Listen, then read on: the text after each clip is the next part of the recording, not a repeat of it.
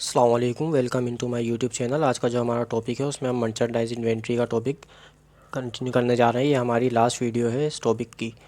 तो देखते हैं आज हम क्या सीखने जा रहे हैं। Computation for cost of ending inventory under retail price method. जो एंडिंग इन्वेंट्री की जो प्राइस होती हैं वो हम सीखने जा रहे हैं अंडर रिटेल प्राइस मेथड। वो आपको ये बताएगा कि आपको अंडर रिटेल प्राइस मेथड में मालूम करनी है। क्वेश्चन के अंदर आपको बोलेगा। तो सबसे पहले आपको एक कॉलम बनाना होगा कॉस्ट प्राइस का और एक बनाना होगा रिटेल प्राइस का। उसके बाद आपको मर्चेंडाइज इन्वेंट्री बिगनिंग जो भी दी जाएगी वो आप उसकी वैल्यू यहाँ पे कॉस्ट प्राइस और रिटेल प्राइस की वैल्यू यहाँ आप उसकी पुट कर देंगे। अच्छा, उसके बाद आप क्या करेंगे, नंबर जो है मर्चेंडाइज इन्वेंट्री की जो अमाउंट है उसके अंदर आप ऐड कर देंगे net purchase at transportation in. ये वही जो हमने फर्स्ट ईयर में सीखा था तरीका। मर्चेंडाइज इन्वेंट्री बिगिनिंग के अंदर ऐड करते हैं परचेज़ और ट्रांसपोर्टेशन इन। यहाँ पे आपने लिख दी परचेज़ और ट्रांसपोर्टेशन इन अगर आपको क्वेश्चन में दी जाएगी, और उसकी वैल्यू आपने टोटल करके यहाँ लिख दी। उसके बाद लेस कर देंगे परचेज़ रिटर्न, परचेज़ डिस्काउंट। इसमें से जो आपने परचेज़ निकाली है वो आप उसमें से लेस कर देंगे परचेज़ रिटर्न और परचेज़ डिस्काउंट। उसके बाद आपकी आ जाएगी total cost of net purchase. Total cost of net purchase आपने यहाँ लिखी, ठीक है। यहाँ पे आपने total cost of net purchase retail और कॉस्ट प्राइस दोनों में लिख दी। उसके बाद आपकी आ गई total cost of merchandise available for cell. जो टोटल कॉस्ट है मर्चेंडाइज अवेलेबल फॉर सेल वो आपकी वैल्यू यहाँ पे आपने निकाल ली। यहाँ पे आपने कॉस्ट प्राइस को तो क्लोज़ कर दिया, लेकिन रिटेल प्राइस को आपने दोनों को यहाँ पे मर्चेंडाइज इन्वेंट्री बिगनिंग और total cost of net purchase add करने के बाद जो आपकी आई है total cost of merchandise available for cell वो आपने यहाँ लिख दी है इन दोनों वैल्यूज़ को ऐड करने के बाद। उसके बाद आपने क्या किया, लेस कर दिया नेट सेल। ये आपको सब चीज़ें जो हैं क्वेश्चन के अंदर दी जाएंगी। जो जो स्टेप आपको दिए जाएंगे, जो आपको बताए जाएंगे वो आप करते जाएंगे। जो आपको स्टेप नहीं बताए जाएंगे, मिसाल के तौर पे अगर आपको परचेज़ वगैरह ट्रांसपोर्टेशन ये सब नहीं दिया जा रहा, डायरेक्ट आपको क्या दिया जा रहा है, total cost of net purchase, तो सिर्फ आप ये सारे स्टेप छोड़ देंगे। 1 2 3 4 5 स्टेप छोड़ के आप ये वाला स्टेप करेंगे total cost of net purchase, ठीक है। ये वाला स्टेप करेंगे और डायरेक्ट फिर आप ये वाला स्टेप, पहला स्टेप और ये वाला 7वां स्टेप दोनों को ऐड करके आप डायरेक्ट लिख देंगे total cost of merchandise available for cell. ये आपके क्वेश्चन पे डिपेंड करेगा। जब हम बाकी और सॉल्व करेंगे इसके 5 ईयर के क्वेश्चन तो आपके मज़ीद समझ आएगा। फ़िलहाल हम इसका मेथड समझ रहे हैं। उसके बाद आप क्या करेंगे, लेस कर देंगे नेट सेल। नेट सेल क्या होती है, सेल में से लेस करते हैं सेल्स रिटर्न और सेल्स डिस्काउंट। ये दोनों आपने लेस करने हैं सेल्स में से, तो आपकी आ जाएगी नेट सेल्स। नेट सेल्स की अमाउंट आपको लेस करनी है जो आपने अभी निकाला है total cost of merchandise available for cell जो निकाला है आपने, उसमें से आपको करनी है नेट सेल लेस। तो ये आपकी आ जाएगी ending inventory of retail price. Retail price की जो है आपकी आ गई है, क्या आ गई है, एंडिंग इन्वेंट्री। एंडिंग इन्वेंट्री किस में आई है, रिटेल प्राइस में, लेकिन आपको निकालनी किस में है, कॉस्ट प्राइस के अंदर निकालनी है। Cost of ending inventory cost में निकालनी है। रिटेल में हमारे पास आ चुकी है, ये रही रिटेल प्राइस में आ चुकी है। अब हम इसकी कॉस्ट कैसे मालूम करेंगे, percentage relation between cost price and retail price of merchandise available.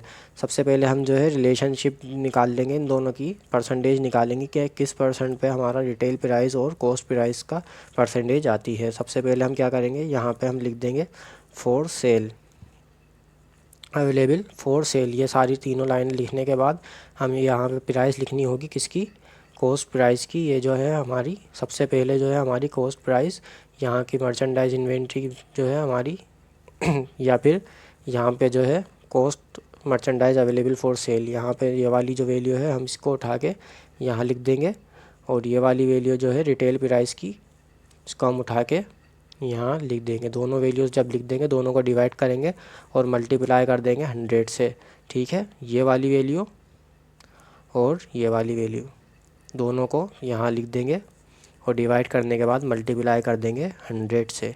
तो हमारे पास आ जाएगी परसेंटेज में कोई सी भी वैल्यू जो भी आएगी 60 70 या 50 जो भी आएगी यहाँ पे उसको हम लिख देंगे, ठीक है। अब आपको क्या करना है, ending inventory at cost price. Cost price की जो एंडिंग इन्वेंट्री है सबसे पहले आपने ये वाली रिटेल प्राइस वाली एंडिंग इन्वेंट्री का वैल्यू अमाउंट उठानी है और वो लिख देनी है यहाँ पे, ठीक है। उसके बाद आपने मल्टीप्लाई कर देना है उसको रेट एंडिंग, जो हमने यहाँ पे अभी रेट निकाला है इस तरीके से, जो हमने रेट निकाला है, जो भी रेट आया है आपका 60% या 70 या 50 जितना भी परसेंट आपके पास आया है, वो आप क्या करेंगे, उठा के आप लिख देंगे रेट एंडिंग के अंदर। ठीक है, तो इस तरीके से जो भी आपकी अमाउंट आएगी वो आपका हो जाएगा cost of ending inventory under retail price method. ये हो गया एक क्वेश्चन। अब हम आगे देखते हैं कि इसमें और क्या क्या सवाल आते हैं। इसके अलावा हमारे पास जो आती है वो आती है computation for cost of ending inventory. इसमें भी हम कंप्यूटेशन बनाएंगे कॉस्ट ऑफ एंडिंग इन्वेंट्री की, लेकिन इसके अंदर हम कौन सा मेथड ले रहे हैं, under gross profit method. Gross profit method में सबसे पहले हमें वो देगा कॉस्ट ऑफ बिगिनिंग इन्वेंट्री, वो हम यहाँ लिख देंगे। उसके बाद वो देगा परचेज़, नेट परचेज़ हम यहाँ लिख देंगे। ठीक है, उसके बाद आप देख लेंगे total cost of merchandise available for sale. इन दोनों को जब आप ऐड करेंगे तो आपका यहाँ पे जो अमाउंट आएगी वो लिख देंगे। उसके बाद आप लेस करेंगे cost of goods sold. Cost of goods sold आपकी क्या होती है, सेल्स में से लेस करते हैं ग्रॉस प्रॉफिट, तो आपकी आती है कॉस्ट ऑफ गुड्स सोल्ड। सही है, सेल्स में से जब आप लेस करेंगे कॉस्ट ग्रॉस प्रॉफिट तो आपकी आएगी कॉस्ट ऑफ गुड्स सोल्ड। तो सबसे पहले हम सेल्स की अमाउंट क्वेश्चन में देख के सेल्स की अमाउंट आप यहाँ लिख देंगे। उसके बाद आपको gross profit of certain class वो आपको जो भी देगा वो आप देख लेंगे। यहाँ पे से आप लेस करने के बाद जो भी अमाउंट आएगी यहाँ लिख देंगे। और उसके बाद gross profit of normal sales जो आपको वो देगा वो आप परसेंटेज के हिसाब से यहाँ क्वेश्चन में से निकाल के यहाँ लिख देंगे। और दोनों की अमाउंट, ये दोनों अमाउंट जो हैं इन दोनों को प्लस करने के बाद यहाँ पे आप लेस कर देंगे, तो आपकी आ जाएगी cost of goods sold. Cost of goods sold आप यहाँ लेस कर देंगे। ठीक है, अच्छा उसके बाद जो आपने यहाँ पे दोनों अमाउंट लिखी हैं उसको आपने यहाँ पे लेस जो करा है उसको आप सेल्स में से लेस कर देंगे, ये वाली वैल्यू, और आपकी आ जाएगी कॉस्ट ऑफ गुड्स सोल्ड। ये आपकी आ जाएगी cost of goods sold. Cost of goods sold का आपने किस में से लेस करना होता है, total cost of merchandise available for cell. Total cost of merchandise available for cell की वैल्यू आप लेस कर देंगे कॉस्ट ऑफ गुड्स सोल्ड में से, तो ये आपकी आ जाएगी कॉस्ट ऑफ एंडिंग इन्वेंट्री। जो भी आपकी कॉस्ट ऑफ एंडिंग इन्वेंट्री होगी वो आपकी आ जाएगी कौन से मेथड के अंदर, ग्रॉस प्रॉफिट मेथड के अंदर। तो ये प्रोसेस आप इसका याद कर लें। आगे देखते हैं, आगे हमारे पास आएगा computation for cost of ending inventory. अगर वो हमसे कॉस्ट ऑफ एंडिंग इन्वेंट्री पूछेगा अंडर लोवेस्ट कॉस्ट और प्राइस मेथड। सही है, अंडर लोअर कॉस्ट और मार्केट प्राइस मेथड, इस तरीके का अगर वो आपको क्वेश्चन देगा तो सबसे पहले आपको उसमें एक वो बनाना होगा कार्ड, या आप 5 कॉलम का कार्ड बना लेंगे। सबसे पहला कॉलम आएगा इन्वेंट्री, नंबर 2 कॉस्ट, उसके बाद मार्केट प्राइस, और नंबर 4 आपका होगा जो 2 हिस्सों में डिवाइड करेंगे आप, cost of market price which ever is lowest.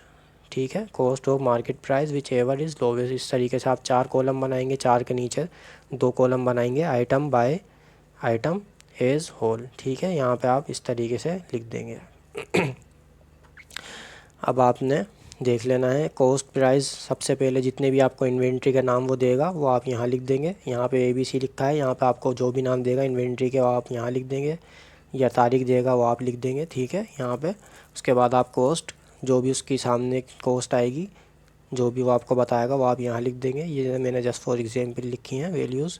उसके बाद मार्केट प्राइस वो आपको बताएगा, उसी के जो जिसके कॉस्ट प्राइस आपको बताएगा जिस इन्वेंट्री के, उसी के आपको मार्केट प्राइस वो बताएगा। ठीक है, यहाँ पे आप उसको पुट कर देंगे। यहाँ पे कॉस्ट प्राइस, यहाँ पे मार्केट प्राइस आपको पुट करने होंगे। उसके बाद आपको क्या करना होगा, कॉस्ट प्राइस और मार्केट प्राइस में से जो भी आपकी वैल्यू लेस होगी, लोवेस्ट होगी, लोवेस्ट कॉस्ट हम देखेंगे, यानी कि 15,000 और 11,000 में से कौन सी छोटी रकम है वो हम देख के उसको यहाँ लिख देंगे। ठीक है, जो भी छोटी रकम होगी, उसके बाद यहाँ पे इन दोनों की वैल्यूज़ देख लेंगे और उसको जो भी छोटी होगी उसको सामने लिख देंगे। उसके बाद आप यहाँ देखेंगे, यहाँ भी जो भी छोटी रकम होगी तो आप यहाँ उसको पुट कर देंगे। उसके बाद आप क्या करेंगे, इन सब का तीनों का टोटल करके यहाँ लिखेंगे और इन तीनों का टोटल करके यहाँ लिख देंगे। उसके बाद इन सब का टोटल करके आपको क्या करना होगा, यहाँ लिखना होगा, और एज होल जो है आपने यहाँ पे जो अमाउंट निकाली है मार्केट प्राइस की वो आप क्या करते हैं, यहाँ एज होल में भी वही सेम प्राइस लिख देते हैं। और इसके बाद ये वाली सारी प्राइस आप टोटल करके यहाँ लिख देते हैं और वो आपकी हो जाती है कॉस्ट ऑफ एंडिंग इन्वेंट्री। ठीक है, उसके बाद आपको एक और क्वेश्चन वो देगा computation for cost of ending inventory. कौन से मेथड है ये वाला, अंडर स्पेसिफिक आइडेंटिफिकेशन मेथड। तो वो इसमें आपको सारे परचेज़ तारीखों के हिसाब से बताएगा और कॉस्ट ऑफ एंडिंग इन्वेंट्री बताएगा और क्वांटिटी और रेट पर यूनिट आपको क्वेश्चन के अंदर दिए जाएंगे। तो इसमें आप क्वांटिटी और रेट ऐड करने के बाद, मल्टीप्लाई करने के बाद यहाँ पे उसकी अमाउंट लिख देंगे। इसी तरीके से यहाँ भी क्वांटिटी और रेट आप मल्टीप्लाई करने के बाद यहाँ पे उसकी अमाउंट लिख देंगे। इन दोनों को प्लस करके जो भी अमाउंट आएगी वो आपकी होगी cost of ending inventory system. तो ये है 4 अलग अलग मेथड जो क्वेश्चन में आपको दे सकता है। इसके अलावा भी हमने जो मेथड पिछली दफ़ा सीखे हैं वो भी आपके क्वेश्चन में आते हैं। तो इस तरीके से हमारा ये टॉपिक कंप्लीट हो जाता है। Thank you for watching this video. अगर आपको वीडियो पसंद आया तो हमारे चैनल को ज़रूर सब्सक्राइब करें, क्योंकि अभी आगे और वीडियोस आने वाली हैं। तो इसको सब्सक्राइब करें और शेयर करें और लाइक करें। शुक्रिया।